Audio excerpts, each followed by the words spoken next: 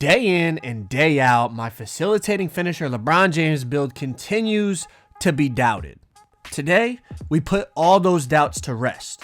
All right, so check this out. First gameplay, two-way slashing playmaker, Elite 3 mascot, and a facilitating finisher lock takeover, which means he chose playmaking and defending pie chart to make that facilitating finisher. So it's two locks versus me and my boy Swag. All right, we got two more comp gameplays after this. Now check this out. Now everything I'm about to talk about, I want you guys to comment your opinion down below, okay? Let me know what you think about all this. First things first, my facilitating finisher build. I've never seen anyone that I would consider like a comp player, you know, someone that takes the game very serious. They go to stage, they play comp pro-am, you know, they try to keep a goated record in park, all that type of stuff that comp players do. I've never seen anyone using a facilitating finisher. Now, I could be wrong. Obviously, I've never seen all of you guys play. Let me know if I'm wrong down in the comments. Maybe you're a really good player and you use this build. But for the most part, I don't see it. Most comp players run meta. They run whatever's the most popular, most overpowered thing at the time. At first, it was, you know, the playmaker shot creator, spamming the behind the back, shooting threes. Then it became these two-way slashing playmakers that this dude has. My facilitating finisher, to me, it's not the meta because it's not the most popular thing, but it's unstoppable, in my opinion. Like, you're going to see all three of these gameplays going against high reps, comp players. For example, this dude, like I said, Elite 3, two-way slashing playmaker with lock takeover. Like, that is a meta comp build that you see so many good players using because, listen, it's a really, really good build right now. Plus, he's got a mascot on, which makes him even, obviously, you know, it's a fat mascot, so he's wide, and it makes him a lot taller. I got my mascot on, so it kind of balances out. But my point is, all these people run these meta builds. I never see anyone using a facilitating finisher, at least not my type of facilitating finisher. Like, this dude's on a facilitating finisher, but he's on a play lock. He's not on a play slash like mine. But check it out. The biggest flaw I feel like people always say about my build is, well, it's only got a 65 three-pointer. Well, first of all, he is unstoppable in the paint. Like, unless they put like a rim protector down in the paint and it's going to make you shoot, besides that, they really can't keep you from getting to the basket. Or they got a double team and then I'm dotting my teammate like that. But check this out. My teammate in this gameplay, my boy Swag, he's on a two-way playmaking center. He's got the same three-point rating as I do. Okay, so we both have a 65 three-pointer. And you're going to see, in this gameplay, they're not really making me shoot. Like, this dude's actually guarding me because I guess he respects my shot. He's probably watching my video, so he knows that, you know, if you leave me open, I can knock it down a pretty good percentage of the time. But my boy Swag, he's already hit a couple threes.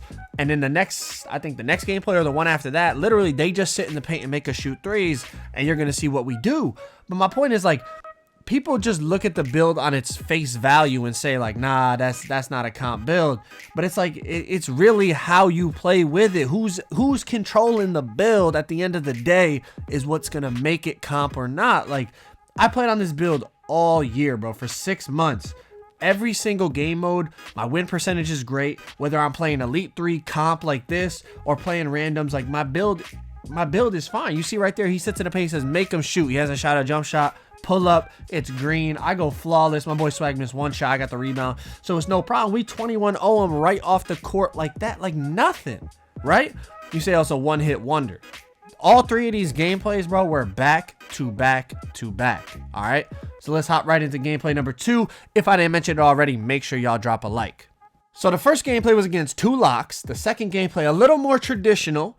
They're going to have an Elite 2 rebounding wing, so they still have a lockdown that, you know, if they want, they could try to put on me. And then they have a ball handler, which I believe was a slashing playmaker. So a little more traditional, basically an ISO player and a lock. Kind of similar to the lineup we're running, except Swag's build's a little different. We'll talk about that another day. Swag's build's really, really unique. He just got it to 99, and we're enjoying it a lot. Now, one thing to keep in mind in these gameplays, we do help each other out because we both have playmaking in our build. So we're both running Hall of Fame floor general, which means +4 to all offensive attributes.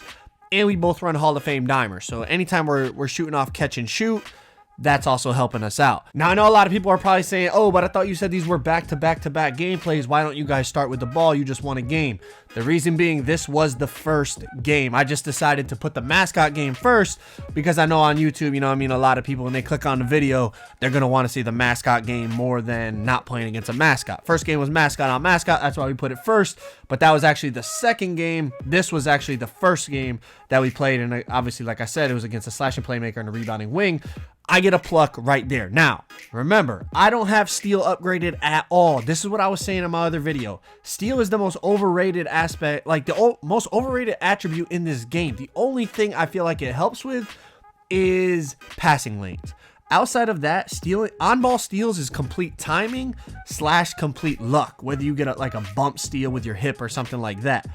Now, with my build, anytime I have a guard on me that is not a lock, it's barbecue chicken. I'm getting in the paint all day, whether it's in the post or if it's on the drive. Now, they try to switch, put the rebounding wing on me. I got the playmaking badges to quick dot my teammate, automatic greens, if you're playing with a good player, obviously. Also, even when they put the lock on me, I don't know, I feel like my build can beat locks all day. The best chance people have, like I said, is put a rim protector, stand in the paint, and make me shoot. But as you guys have seen on multiple videos, we can knock that down all day. If they're going to leave me open, I can knock it down mid-range, three-pointer, corner, top of the key.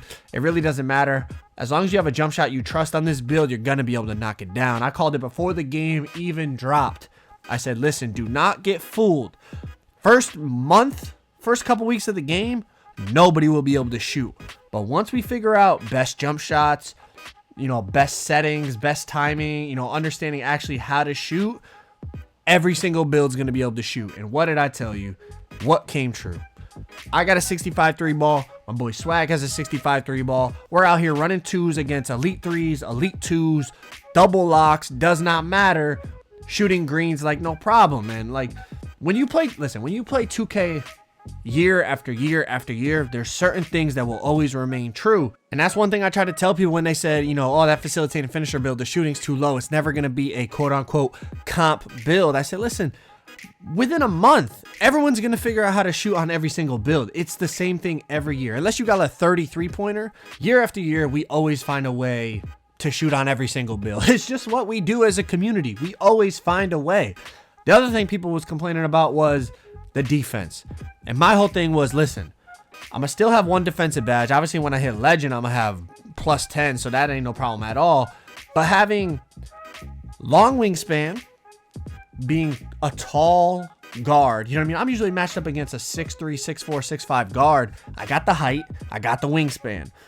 On top of it, my dude has great strength, great speed, and then I got bronze clamps. I'm good. I can get stops when needed.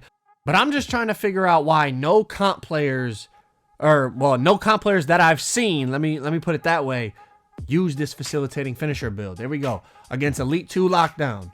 10 for 10 as a team. My boy Swag on the same 3-point rating that I got. 2 for 2 from 3. And now the third game. Okay, this one's not as much comp. Obviously, it's only an all-star. But then they do have a Superstar 3. But the main reason I threw this one in here was because this was the third game of these three, right? We played...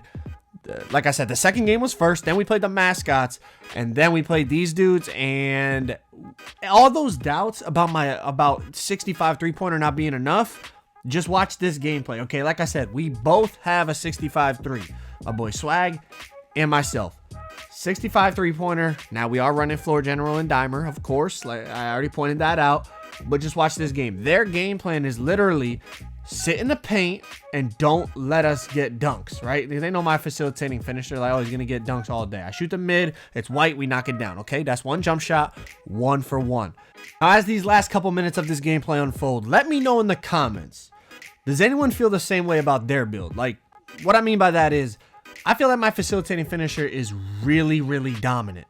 Especially if you have the right players around him, it's a dominant build. But I never seen Comp Pro-Am or Comp Stage or anyone like that using this build. Let me know if you have a build like that. A build that you feel is super dominant, but no quote-unquote popular or comp players use it. You don't see them, for whatever reason. Maybe it's because it's not the meta. Maybe it's because people have doubts, like how people doubted my build in terms of the shooting or the defense or whatever the case may be. But let me know in the comments if you feel like you have a super OP build that's unique, that's super underrated in terms of the meta and the popular builds in the game. Now, I feel like I've proven this time and time again that this build can be effective against comp. I mean, you guys have seen me play multiple elites and whatever. You see me bring it to the stage. You saw me play against Chalk in the 5v5 park event they had. Like, you've seen me play against super good players many, many times on this build. But it just brought it back to my memory. I was like, you know what? Let me post these couple games in a row because, first of all, this is no edits. A lot of times, you know what I mean? You see people cutting out their misses, cutting out their mistakes and all that. This is 3 gameplays in a 15-minute span where we go 21-0 against a mascot, then we go flawless against the next team, and then this game right here where they're literally trying to make us shoot threes because, you know, they know, they probably looked at the player cards. They know we're out here rocking 60-something three-pointers. But like I said, every single build can shoot. I've been preaching this and people still, I feel like, are doubting this build. I was just talking to Bandit. He said he's going to make my build. I was like, listen, you're not going to regret it, bro. The build is unstoppable. I can only imagine when I hit legend on this thing. It's going to be scary. Kick it out. It's another green from my boy Swag. We're about to wrap this gameplay up, man. Let me know, like I said, down in the comments what you think. Why does everyone just run the meta? Is everyone scared to be unique? Do you have a unique build that, you know, you feel is slept on, kind of like I feel like my build, you know, by the popular comp players in the community? Nobody really rocks it. It's like I'm the only person that really believes in it or trusts it. I don't even know. But let me know what you think. Drop a like on the video. Subscribe if you guys are new. That's ball game. I'm out. Peace.